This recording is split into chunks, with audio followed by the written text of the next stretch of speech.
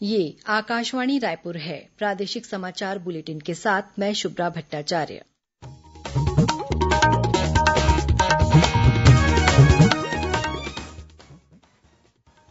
और अब पेश है आज के मुख्य समाचार। प्रधानमंत्री नरेन्द्र मोदी आज रात 8 बजे राष्ट्र को संबोधित करेंगे। भारतीय रेलवे ने आज से विशेष यात्री रेल सेवाएं फिर शुरू कर दी हैं। नई दिल्ली से बिलासपुर के बीच चलने वाली राजधानी सुपरफास्ट स्पेशल ट्रेन का संचालन भी शुरू हुआ। नमक की कमी होने की अफवाह के बीच प्रशासन ने राज्य के विभिन्न स्थानों में आज दुकानों में छापे मारकर अधिक दर पर नमक बेचने वालों के खिलाफ की कार्रवाई। मुख्यमंत्री ने कहा कि प्रदेश में नमक की कोई कमी नहीं है। और भारतीय जनता पार्टी की प्रदेश इकाई ने राज्य सरकार की कथित वादाखिलाफी और शराबबंदी को लेकर धरना प्रदर्शन किया। वरिष्ठ नेता अपने अपने निवास के सामने धरने पर बैठे।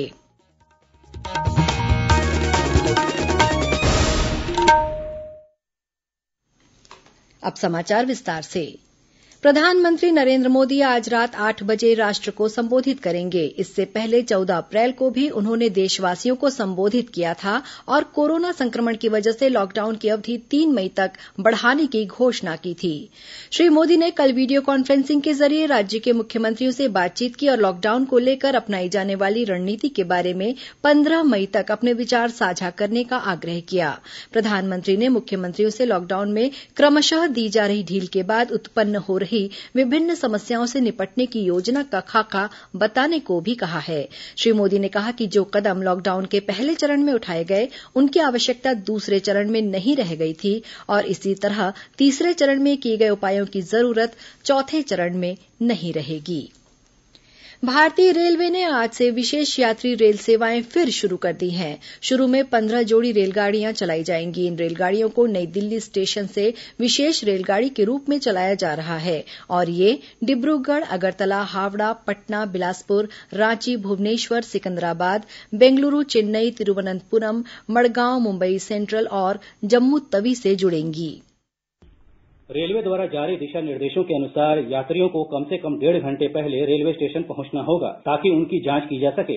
ट्रेन में सिर्फ उन्हीं लोगों को यात्रा करने की अनुमति होगी जिनमें वायरस से संक्रमण के कोई लक्षण नजर नहीं आएंगे। शुरुआत में केवल वातानुकूलित ट्रेनें ही चलेंगी और इन ट्रेनों में राजधानी के बराबर ही किराया लिया जाएगा। ट्रेन के किराए में खान पान का पैसा नहीं लिया जाएगा और इसके लिए यात्री को ट्रेन में ही भुगतान करना होगा। इसके अलावा यात्रियों को ट्रेन में कंबल, चादर और तौलिया नहीं दिया जाएगा। टिकट केवल ऑनलाइन IRCTC वेबसाइट के माध्यम से मिलेगी। रेलवे स्टेशनों पर टिकट बुकिंग काउंटर बंद रहेंगे। कंफर्म टिकट वाले यात्रियों को ही रेलवे स्टेशनों में प्रवेश करने की अनुमति होगी। सफर के दौरान यात्रियों को फेस मास्क पहनना अनिवार्य होगा। ट्रेन के खुलने के समय से कम 24 घंटे पहले टिकट रद्द कराया जा सकता है। टिकट रद्द कराने पर यात्रियों का 50% पैसा काट लिया जाएगा। इन स्पेशल ट्रेनों में अधिकतम 7 दिन तक का एडवांस टिकट कटाया जा सकेगा। रेलवे ने सभी यात्रियों से अनुरोध किया है कि वे अपने मोबाइल में आरोग्य सेतु ऐप डाउनलोड कर लें। गौरतलब है कि 25 मार्च को पूर्णबंदी की घोषणा के दिन से ही सभी यात्री ट्रेन सेवाएं निलंबित कर दी गई थीं। इस बीच नई दिल्ली से बिलासपुर के बीच राजधानी सुपरफास्ट स्पेशल ट्रेन आज से शुरू हो गई है। ये ट्रेन आज शाम 4 बजे नई दिल्ली से रवाना हुई जो कल 12 बजे बिलासपुर पहुंचेगी। इसी तरह बिलासपुर से 14 मई को राजधानी सुपरफास्ट स्पेशल ट्रेन बिलासपुर से 2:40 पर रवाना होगी जो दूसरे दिन 10:55 पर नई दिल्ली पहुंचेगी। इस ट्रेन में AC फर्स्ट 1 कोच, AC द्वितीय 5, AC तृतीय 11 और 2 पावर कार सहित 19 कोच उपलब्ध रहेंगे। ये ट्रेन सप्ताह में 2 दिन चलेगी। कोरोना संक्रमण के बीच श्रमिक स्पेशल ट्रेन से मजदूरों के छत्तीसगढ़ लौटने का सिलसिला शुरू हो गया है। आज तेलंगाना के लिंगापल्ली से एक श्रमिक स्पेशल ट्रेन राजनांदगांव, दुर्ग और रायपुर होते हुए बिलासपुर पहुंची। इस ट्रेन के जरिए प्रदेश के विभिन्न जिलों के सैकड़ों श्रमिक लौटे हैं जो लॉकडाउन के कारण तेलंगाना में फंसे हुए थे। हमारे संवाददाताओं से मिली जानकारी के अनुसार राजनांदगांव, दुर्ग, रायपुर और बिलासपुर स्टेशन पर उतरने वाले श्रमिकों का थर्मल स्क्रीनिंग और स्वास्थ्य परीक्षण किया गया। इसके बाद सोशल सोशल डिस्टेंसिंग के नियमों का पालन कराते हुए स्टेशन परिसर से बसों के माध्यम से उन्हें उनके गांव में बनाए गए क्वारेंटाइन सेंटर ले जाया गया। इससे पहले कल गुजरात से पहली श्रमिक विशेष ट्रेन बिलासपुर पहुंची थी। वहीं छत्तीसगढ़ के 1200 से अधिक प्रवासी श्रमिकों को लेकर आज दूसरी ट्रेन गुजरात के साबरमती से बिलासपुर पहुंची। स्टेशन पर जिला प्रशासन की टीम ने श्रमिकों को ट्रेन के अंदर ही मास्क और सैनिटाइजर का वितरण किया और थर्मल स्क्रीनिंग के बाद सभी को बस से उनके गांव के लिए रवाना कर दिया गया, जहां उन्हें ग्राम पंचायतों में बनाए गए क्वारेंटाइन सेंटर में रखा जाएगा। इस बीच श्रम मंत्री डॉक्टर शिवकुमार डहरिया ने बताया कि राज्य सरकार ने राज्य के ऐसे प्रवासी श्रमिक जो अन्य राज्यों में लॉकडाउन के कारण फंसे हुए हैं, उन्हें 21 ट्रेनों के माध्यम से छत्तीसगढ़ वापस लाने का निर्णय लिया है। उन्होंने बताया कि राज्य सरकार ने श्रमिकों की सुविधा के लिए ऑनलाइन लिंक भी जारी किया है। छत्तीसगढ़ वापसी के इच्छुक व्यक्ति cglabor.nic.in/COVID-19 मिग्रेंट रजिस्ट्रेशन सर्विस e.aspx में जाकर रजिस्ट्रेशन करा सकते हैं। इसके अलावा हेल्पलाइन नंबर 0718-244-3809 और 9109-849992 भी जारी किया गया है। एम्स रायपुर में भर्ती कोरोना संक्रमित एक और मरीज को स्वस्थ होने के बाद आज अस्पताल से छुट्टी दे दी गई है। इन्हें मिलाकर पिछले 24 घंटों में कोरोना संक्रमित 5 मरीज स्वस्थ होकर घर लौट चुके हैं। कल सूरजपुर और कबीरधाम जिले के 4 मरीजों को स्वस्थ होने के बाद अस्पताल से छुट्टी दी गई थी। फिलहाल एम्स में 5 कोरोना मरीजों का उपचार चल रहा है। सभी मरीजों की हालत स्थिर बनी हुई है। प्रदेश में अब तक 59 कोरोना संक्रमित मरीज पाए गए हैं। इनमें से 54 मरीजों को स्वस्थ होने के बाद अस्पताल से छुट्टी दे दी गई है। राज्य सरकार ने कोरोना संक्रमण और सामान्य आर्थिक मंदी से राज्य की राजस्व प्राप्तियों में कमी को देखते हुए सरकारी व्यय की सीमा को कम कर दिया है। अब सभी विभाग जारी बजट का पूरे साल में 100% की जगह 70% ही खर्च कर सकेंगे। इसके अलावा विभागों को वित्तीय वर्ष 2020-21 के आवंटित बजट को साल की 4 तिमाहियों में खर्च करने की पूर्व निर्धारित सीमा में भी संशोधन किया गया है। इस संबंध में वित्त विभाग ने परिपत्र जारी कर दिया है। केंद्र सरकार ने सभी राज्यों और केंद्र शासित प्रदेशों के सभी राशन कार्ड को आधार नंबर से जोड़ने की समय सीमा 30 सितंबर तक बढ़ा दी है। यह स्पष्ट किया गया है कि केवल आधार नंबर नहीं होने पर किसी भी वास्तविक लाभार्थी को अनाज लेने से मना नहीं किया जाएगा, न ही राशन कार्ड से उसका नाम हटाया जाएगा और न उसका राशन कार्ड रद्द किया जाएगा। प्रादेशिक समाचार आप आकाशवाणी रायपुर से सुन रहे हैं। छत्तीसगढ़ की खबरों से है आपका वास्ता और खबरों की विश्वसनीयता से है हमारा वास्ता। आकाशवाणी समाचार रायपुर के प्रादेशिक समाचार बुलेटिन के साथ ही हमारे समसामयिक कार्यक्रम आप रेडियो के अलावा अपने मोबाइल पर भी सुन सकते हैं। आकाशवाणी समाचार फेसबुक, ट्विटर और यूट्यूब पर भी उपलब्ध है। हमारा Facebook page Chhattisgarh news on AIR, Twitter handle CGAIR news और हमारा यूट्यूब चैनल है छत्तीसगढ़ AIR न्यूज। तो अब रेडियो के साथ ही आपके मोबाइल के जरिए भी हम पहुंच रहे हैं आप तक। छत्तीसगढ़ की हर खबर के लिए सुनते रहिए आकाशवाणी समाचार। और अब आगे बढ़ते हैं बाकी के समाचारों की ओर। प्रदेश के कुछ हिस्सों में नमक की किल्लत होने की अफवाह के बाद राज्य में आज दूसरे दिन भी अफरा तफरी की स्थिति बनी रही। राजनांदगांव, दुर्ग, महासमुंद, धमतरी सहित कई जिलों में नमक लेने के लिए दुकानों में लोगों की लंबी लंबी कतारें देखी गईं। इस बीच प्रशासन ने अफवाह को गंभीरता से लेते हुए अनेक जगहों पर छापे की कार्रवाई की। इस बीच मुख्यमंत्री भूपेश बघेल ने आज रायपुर में पत्रकारों से चर्चा करते हुए कहा कि प्रदेश में नमक की कोई कमी नहीं है। उन्होंने कहा कि अफवाह फैलाने और कालाबाजारी करने वालों के खिलाफ कड़ी कार्रवाई की जाएगी। मुख्यमंत्री ने कहा कि छत्तीसगढ़ में नियमित रूप से नमक के पर्याप्त रैक आ रहे हैं। उधर खाद्य मंत्री अमरजीत भगत ने आज अंबिकापुर की राशन दुकानों का आकस्मिक निरीक्षण किया। उन्होंने अधिकारियों से कहा कि नमक को लेकर अफवाह फैलाने वाले और कालाबाजारी करने वालों के खिलाफ कड़ी कार्रवाई की जाए। दुर्ग से मिली जानकारी के मुताबिक आज खाद्य और नापतौल विभाग की संयुक्त टीम ने 26 प्रतिष्ठानों में छापेमारी की कार्रवाई की। इस दौरान निर्धारित दर से अधिक कीमत पर नमक बेचते पाए जाने पर 84,000 रुपए का अर्थदंड वसूला गया। इसी तरह धमतरी में अधिक कीमत पर नमक बेचते पाए जाने पर 12,000 रुपए का जुर्माना लगाया गया। कोरोना वायरस की रोकथाम और लॉकडाउन के दौरान जरूरतमंद लोगों की परेशानियों को दूर करने और उन्हें समुचित सुविधाएं उपलब्ध कराने के लिए राजधानी रायपुर सहित प्रदेश के सभी जिलों में जिला प्रशासन द्वारा अनेक कदम उठाए जा रहे हैं। राजनांदगांव जिले में रेलवे द्वारा लोगों को कोरोना संक्रमण से बचाव के लिए जागरूक किया जा रहा है। नागपुर रेल मंडल प्रबंधक शोभना बंदोपाध्याय ने कहा है कि लॉकडाउन में फंसे श्रमिकों को उनके गंतव्य तक पहुंचाने के लिए श्रमिक स्पेशल ट्रेन चलाई जा रही है। इसके अलावा आवश्यक वस्तुओं के परिवहन के लिए विशेष पार्सल गाड़ियां और मालगाड़ियां भी चल रही हैं। ऐसे में श्रमिक रेलवे ट्रैक पर न चलें। उन्होंने कहा कि रेल पटरियों पर चलना न सिर्फ जानलेवा है बल्कि जुर्म भी है। इधर बिलासपुर जिला प्रशासन अन्य राज्यों के प्रवासी मजदूरों का भी ध्यान रख रहा है। इसके तहत तिफरा बस स्टैंड परिसर में बनाए गए क्वारेंटाइन सेंटर में मजदूरों के रुकने और खाने की व्यवस्था की गई है।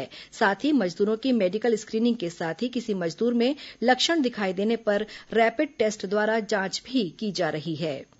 वहीं सुकमा जिले में आज तेलंगाना से झारखंड जा रहे 67 मजदूरों को जगरगुंडा में पुलिस प्रशासन द्वारा रोककर उनकी स्वास्थ्य जांच की गई। ये सभी मजदूर पिछले 4 दिनों से पैदल चलकर जगरगुंडा पहुंचे थे। ये सभी झारखंड के गढ़वा के रहने वाले हैं। प्रशासन द्वारा सभी मजदूरों के लिए भोजन की व्यवस्था की गई। भारतीय जनता पार्टी की प्रदेश इकाई ने राज्य सरकार की कथित वादाखिलाफी और शराबबंदी को लेकर आज धरना प्रदर्शन किया। भाजपा के वरिष्ठ नेता अपने अपने निवास के सामने धरने पर बैठे।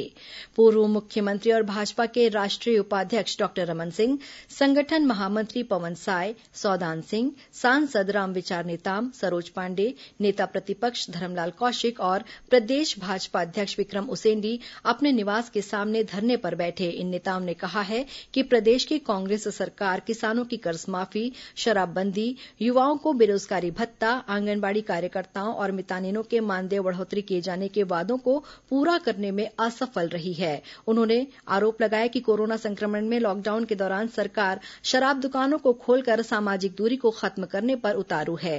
भाजपा कार्यकर्ताओं ने प्रदेश, जिला, मंडल और ग्राम स्तर पर भी सोशल डिस्टेंसिंग बनाए रखते हुए धरना प्रदर्शन किया। राज्यपाल अनुसुईया उइके ने मुख्यमंत्री भूपेश बघेल को पत्र लिखकर लॉकडाउन के दौरान शराब के सेवन से हो रहे अपराधों पर नियंत्रण करने के लिए नीतिगत निर्णय लेने का आग्रह किया है। राज्यपाल ने अपने पत्र में कहा है कि विभिन्न संचार माध्यमों से ये सूचना मिल रही है कि लॉकडाउन के दौरान अपराधी प्रवृत्ति के व्यक्तियों द्वारा शराब सेवन कर अधिकारियों, चिकित्साकर्मियों और सफाई कर्मियों के साथ दुर्व्यवहार और आपराधिक कृत्य किए जा रहे हैं, जिन्हें प्रभावी तरीके से रोके जाने की आवश्यकता है। इसके अलावा आज राज्यपाल ने प्रदेश के मुख्य सचिव आरपी मंडल को छत्तीसगढ़ राज्य में श्रमिकों तथा अन्य लोगों के प्रवेश तथा ई पास संबंधी समस्याओं के समाधान करने के निर्देश भी दिए।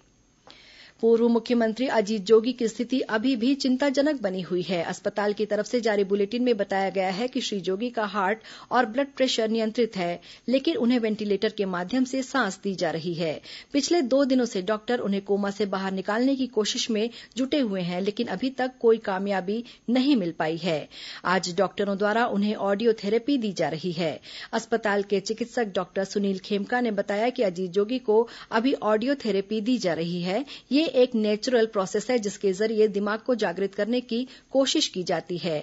उन्हें पुराने और उनके पसंदीदा गाने सुनाए जा रहे हैं। गौरतलब है कि बीते शनिवार को श्री जोगी की तबीयत अचानक बिगड़ गई थी। इसके बाद उन्हें इलाज के लिए अस्पताल में भर्ती कराया गया था। इस बीच मुख्यमंत्री भूपेश बघेल और स्वास्थ्य मंत्री टीएस सिंहदेव ने आज अस्पताल पहुंचकर श्री जोगी के स्वास्थ्य की जानकारी ली और उनके जल्द स्वस्थ होने की कामना की। मुख्यमंत्री ने डॉक्टरों से श्री जोगी को इलाज की बेहतर सुविधाएं उपलब्ध कराने को कहा। उन्होंने अजीत जोगी की धर्मपत्नी रेणु जोगी और उनके पुत्र अमित जोगी से भी मुलाकात की। आज अंतर्राष्ट्रीय नर्स दिवस है। इस अवसर पर प्रधानमंत्री नरेंद्र मोदी ने कहा है कि पृथ्वी को स्वस्थ रखने के लिए 24 घंटे काम कर रही नर्सों के प्रति आभार व्यक्त करने का आज विशेष दिन है। श्री मोदी ने एक ट्वीट में कहा कि कोरोना संक्रमण महामारी को पराजित करने के लिए वे महान कार्य कर रही हैं। उन्होंने नर्सों और उनके परिवारों के प्रति आभार भी व्यक्त किया। वहीं मुख्यमंत्री भूपेश बघेल ने भी नर्सों को बधाई और शुभकामनाएं दी हैं। मुख्यमंत्री ने अपने बधाई संदेश में कहा है कि उन सभी स्वास्थ्य सेविकाओं को सलाम जिन्होंने निस्वार्थ भाव से स्वास्थ्य सेवाओं की कमान संभाल रखी है। उधर जगदलपुर में आज मेडिकल कॉलेज में आयोजित एक समारोह में चिकित्सकों और नर्सों का सम्मान किया गया। सेल के चेयरमैन अनिल कुमार चौधरी ने भिलाई इस्पात संयंत्र के वरिष्ठ अधिकारियों को वीडियो कॉन्फ्रेंसिंग के माध्यम से संबोधित किया। उन्होंने कहा कि तीसरी तिमाही के अंतिम महीनों में कंपनी द्वारा बिक्री में 36 और 47% की वृद्धि दर्ज की गई। जनवरी 2020 में बिक्री में 26% की वृद्धि हुई है। उन्होंने कहा कि वित्त वर्ष 2019-20 में बेहतर परिणाम की उम्मीद थी, लेकिन कोरोना संक्रमण के कारण पीछे रहने के बावजूद सेल भिलाई ने यूटीएस 90 रेल्स के 12 लाख टन से अधिक रिकॉर्ड उत्पादन के साथ वित्त वर्ष का समापन किया। इसके लिए उन्होंने बीएसपी के अधिकारियों और कर्मचारियों को बधाई दी। और अब पेश है मौसम का हाल। मौसम विभाग ने आगामी 24 घंटों के दौरान प्रदेश के 1-2 स्थानों पर गरज चमक के साथ तेज हवा चलने और आकाशीय बिजली गिरने की चेतावनी दी है। मौसम विभाग से मिली जानकारी के अनुसार उत्तर पूर्व मध्यप्रदेश से दक्षिण तमिलनाडु तक एक द्रोणिका बनी हुई है, जिसके प्रभाव से छत्तीसगढ़ में बंगाल की खाड़ी से नमी आ रही है। हालांकि इस दौरान प्रदेश के अधिकतम तापमान में विशेष परिवर्तन की संभावना नहीं है। और अब कुछ खबरें संक्षिप्त में। सुकमा जिले में आज केंद्रीय रिजर्व पुलिस बल के जवानों ने तलाशी अभियान के दौरान टेटरा इलाके से 315 बोर का एक राइफल बरामद किया और महासमुंद जिले में स्थित सिरपुर को अंतर्राष्ट्रीय स्तर पर विशेष पहचान दिलाने के तहत अब जिले के युवाओं को पर्यटन गाइड के लिए विभिन्न भाषाओं का प्रशिक्षण दिया जाएगा। अंत में मुख्य समाचार एक बार फिर। प्रधानमंत्री नरेंद्र मोदी आज रात 8 बजे राष्ट्र को संबोधित करेंगे। भारतीय रेलवे ने आज से विशेष यात्री रेल सेवाएं फिर शुरू कर दी हैं। नई दिल्ली से बिलासपुर के बीच चलने वाली राजधानी सुपरफास्ट स्पेशल ट्रेन का संचालन भी शुरू हुआ। नमक की कमी होने की अफवाह के बीच प्रशासन ने राज्य के विभिन्न स्थानों में आज दुकानों में छापे मारकर अधिक दर पर नमक बेचने वालों के खिलाफ की कार्रवाई।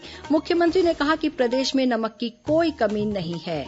और भारतीय जनता पार्टी की प्रदेश इकाई ने राज्य सरकार की कथित वादाखिलाफी और शराबबंदी को लेकर धरना प्रदर्शन किया। वरिष्ठ नेता अपने अपने निवास के सामने धरने पर बैठे। इसी के साथ प्रादेशिक समाचार बुलेटिन समाप्त हुआ। नमस्कार।